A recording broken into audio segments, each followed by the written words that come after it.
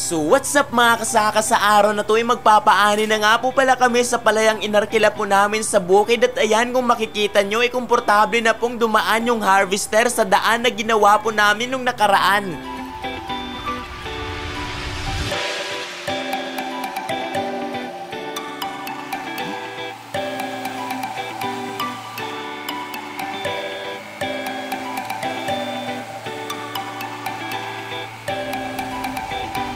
Yung mga hauler niyo, Kol? May mga hauler niyo? Kami? Hawak mo? Oo. Pas bata na, ulit taon na po. Paano galing mo mag-haul to vlogger pa? Ay,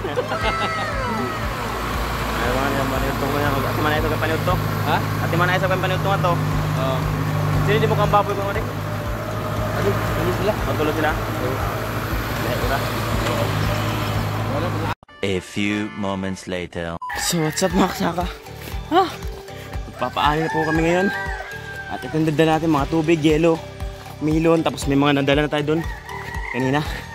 Pang-apat na natin ito nabalik sa mga pagkain natin, yung ipapakain natin dito sa mga tao na mag-harvest sa ating mga kapwa, manggagawang magsasaka. Yun sila, nag-aantay na dun.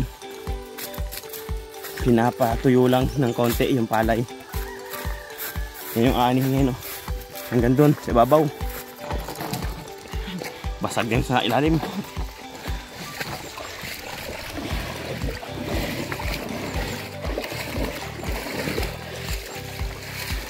Yan yung harvester. Mag-aani ngayon dito. Focus muna ako kasi medyo may kabigatan itong dala ko. Yung mag-aani ngayon. At syempre pagkarating namin, inilagay ko na po sa cooler yung mga yellow at watermelon para lumamig na ang pagkaing panangga sa init ng panahon. At nagpasayang na rin tayo kay Papa't Kol Dodong kasi may mga bibilhin pa ako mga pagkain na ihahanda ngayon.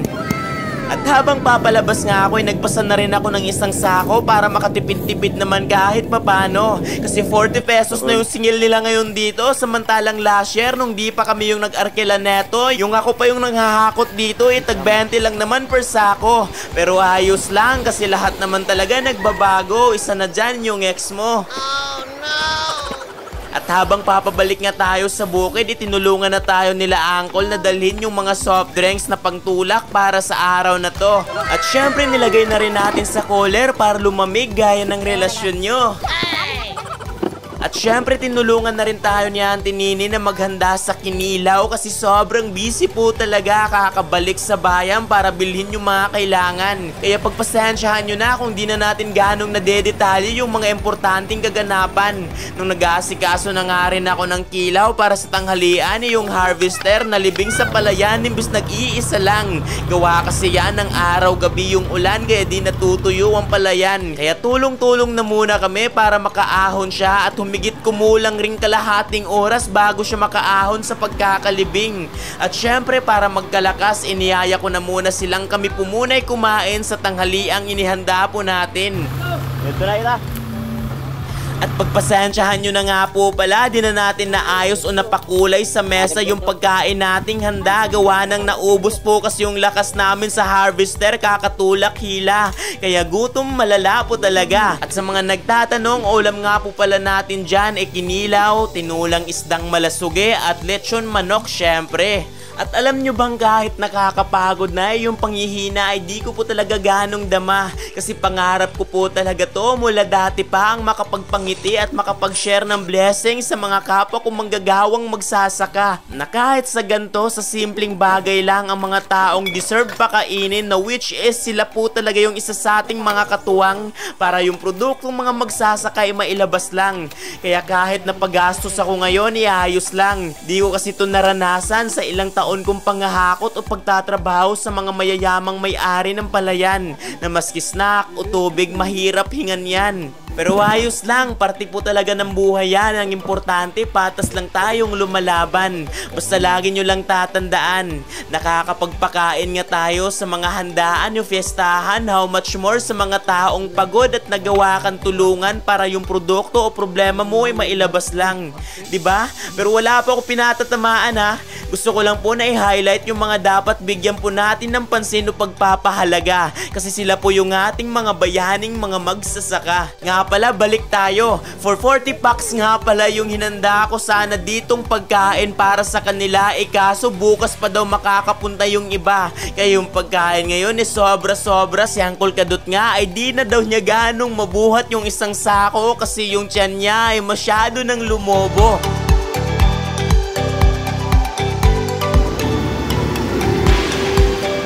So ayun mga saka, kakarating lang natin ngayon dito sa bukid. Galing tayo bumili ng pangmerienda nila. Nasa 50 pesos po ito na turon para sa mga kapwa natin magagawang magsasaka. Mga nasa 16 na siguro sila dito ngayon na tao na nag-labor, naghahakot. Mga nasa 5 tao, isang kalabaw. Tapos yung mga tao sa harvester, marami-rami rin yan. Tapos meron tayo itong mga kilalang pumunta rin kasama na sa snack. At meron tayong marami pang cook dun sa cooler at mga melon. Kaya di na tayo bumili ng soft drinks. Ito na lang merienda. Kasi nakapagtanghalian rin kami kaninang alauna na.